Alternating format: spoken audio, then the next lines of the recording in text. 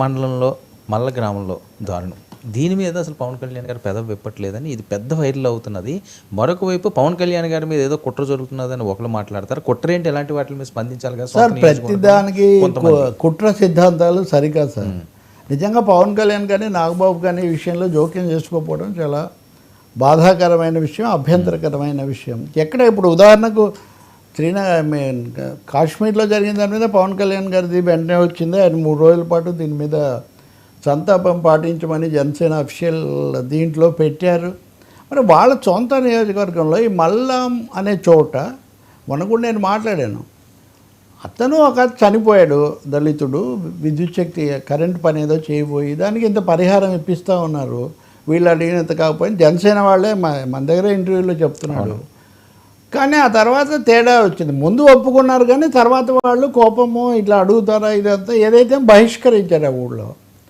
వాళ్ళు దళితులు 21వ శతాబ్దంలో అందులో అధికారులు వీళ్ళు అక్కడికి వెళ్ళి ఏదో సర్దుబాటు చేశామని ఆర్డీఓ లేకపోతే ఇంకెవరో వెళ్ళి సర్దుబాటు చేయడం ఏంటి సార్? అసలు దళితులను బహిష్కరించి పనులు తీసుకోకుండా షాపుల్లో సరుకులు కొనకుండా ఇవన్నీ చేయడానికి మనం ఏ యుగంలో ఉన్నాము? ఈ విషయాలు మరి ఆయనకు చెప్పరా? ఆయనకు తెలియదు ఎక్కడో ఉన్నారంటే ఒప్పుకుందాం, కానీ ఆయన సహాయకులు చెప్పరా? ఇంతకంటే సామాజిక సమస్య, సామాజిక న్యాయానికి జరిగే ఉల్లంఘన ఇంకేముంటుంది? ఇంకోటి కూడా మనం మాట్లాడాం కదా, రఘురామకృష్ణరాజు గారి నియోజకవర్గంలో పాలకోడేరు మండలం ఆ ఊరు, అక్కడ అల్లూరి సీతారామరాజు నగర్ కూల్చేశారు సార్. పేరు కూడా అది అల్లూరి సీతారామరాజు నగర్. పేదలు 15 ఏళ్ళ నుంచి 55 పాకలు వేసుకొని ఉంటున్నారు. వాళ్ళు స్వయంగా రాజుగారికి వెళ్ళి చెప్పొచ్చారు, అయినా దాన్ని కూల్చేశారు. వాళ్ళని రానివ్వలేదు. వాళ్ళు అక్కడ ఈ 2 అంశాలు ఇద్దరు బాగా తెలిసిన మనుషులు అందరూ పవన్ కళ్యాణ్ గురించి అసలు పీఠాపురంలో జరగడం నిజంగా చాలా ఇబ్బందికరమైందే కాదు ఆ పార్టీ వాళ్లకు. దీని మీద మీరు అన్నట్టు కుట్ర సిద్ధాంతాలు, దళితులు ఏం కుట్రలు చేస్తారు సార్? ఒకవేళ రాజకీయ పార్టీలు అంటే మీరు ఏదైనా ఉండొచ్చు, కానీ బహిష్కరణ నిజం కాదా? నేను 99 టీవీలో ఆ పార్టీ నాయకుడు ఒక ఆయన మాట్లాడారు, ఆయన కూడా దళిత నాయకుడే. ఆయన ఏమంటారంటే ఆ అబ్బాయి చనిపోయిన ఘటనకు ఈ బహిష్కరణకు సంబంధం లేదు అంటే, లేదు ఒప్పుకుందాం పోనీ, కానీ బహిష్కరణ నిజం కదా? గ్రామ బహిష్కరణ చేసి పనులు చేయకుండా పచారీ సరుకులు కొనకుండా వాళ్ళని అడ్డుకున్నటువంటి వాళ్ళు ఎవరు? వాళ్ళ మీద కనీసమైన SC/ST కేసు పెట్టమా? ఉదాహరణకు నేను ఉదయం చూస్తున్నాను, సిపిఎం శ్రీనివాసరావు మాట్లాడుతున్నారు. అంతకుముందు దళితుల మీద వైసీపీ హయాంలో జరిగినప్పుడు ఎంత తీవ్రంగా పవన్ కళ్యాణ్ గారు స్పందించారు. మాట్లాడితే రెల్లి కులస్తులుగా నేను పుట్టాలనుకుంటున్నాను, రెల్లి అని మాట్లాడుతుంటారు. అటువంటి వ్యక్తి. ఇంకో సమస్య కూడా ఉంది. సనాతన అన్నప్పుడు ప్రధానంగా ఈ వర్ణ వ్యవస్థ, ఈ కుల వివక్ష అనే దాని గురించే కదా అందరు అభ్యంతరం పెట్టేది. మరి నిజంగా అక్కడ జరుగుతున్నాయి ఇట్లాంటివి. కాబట్టి ఇప్పటికైనా నా ఉద్దేశంలో ఇద్దరు కూడా, ఉప ముఖ్యమంత్రి, ఉప సభాపతి, deputy speaker, deputy chief minister మరీ ముఖ్యంగా తమ నియోజకవర్గాల్లో జరుగుతున్న ఈ అంశాల గురించి దృష్టి పెట్టడం అవసరం. వాళ్ళకు అటు ఇటు ఉన్న ఛానళ్ళకి ఇది ముఖ్యం కాకపోవచ్చు, కానీ ఒక సామాజిక న్యాయం జరగాలని కోరుకునే వాళ్ళకు. ఇంకోటి, అధికారులు కూడా వెళ్ళి సర్దుబాటు చేసి వచ్చి నివేదిక ఇవ్వలేదా?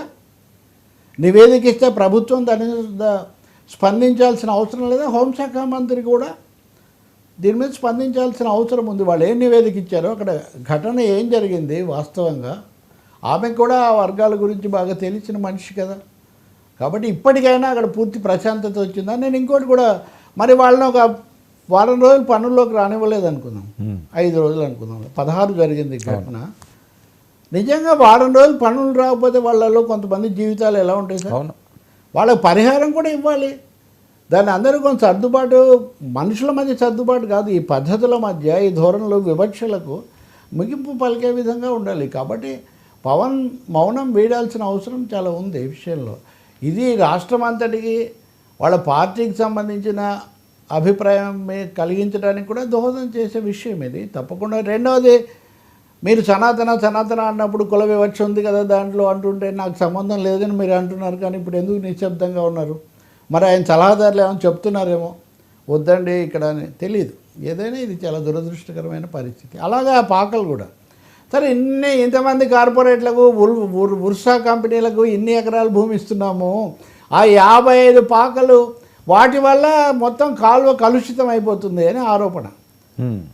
ఎన్ని కంపెనీలు సార్, అసలు ఫార్మా కంపెనీలు, ఆక్వా పెద్ద పెద్దవి, ఇవన్నీ అక్కడ అది పెద్ద సమస్య కదా. ఇదే పవన్ కళ్యాణ్ ఆక్వా దాని మీద, ఫార్మా దాని మీద కూడా వెళ్ళి నిరసన తెలిపొచ్చారు. అప్పుడు ఇవి గోదావరి మండలంలో, గోదావరి తీరంలో జరుగుతున్న ఈ అంశాలను చక్కదిద్దుతారు అని నేను ఆశిస్తున్నాను, కోరుతున్నా కూడా. సార్ యా, సెన్సిటివ్ మెసేజ్ వెళ్ళాలి సార్. అవును, సామాజిక ప్రశాంతత ఉండాలి అంటే ఆయా తరగతులకు సంబంధించిన అంశాలు వచ్చినప్పుడు మనం సకాలంలో స్పందించడం చాలా అవసరం. ఆయన సొంత నియోజకవర్గం సొంత కాబట్టి నియోజకవర్గం మీరు పైగా శాశ్వతంగా ఉంచుకోవాలని వర్మ గారితో గొడవ కూడా పెట్టుకుంటే అంతే కదా. కాబట్టి అటువంటిప్పుడు మీరు దాంట్లో సామాజిక న్యాయం లేకుండా మీరు ఎలా స్థిరపడతారు అసలు? అక్కడ జరిగిన అన్యాయాన్ని చక్కదిద్దడము, పెత్తందారులను అదుపు చేయకపోతే ఈరోజు వాళ్ళు అయ్యారు, రేపు ఇంకోరు అవుతారు.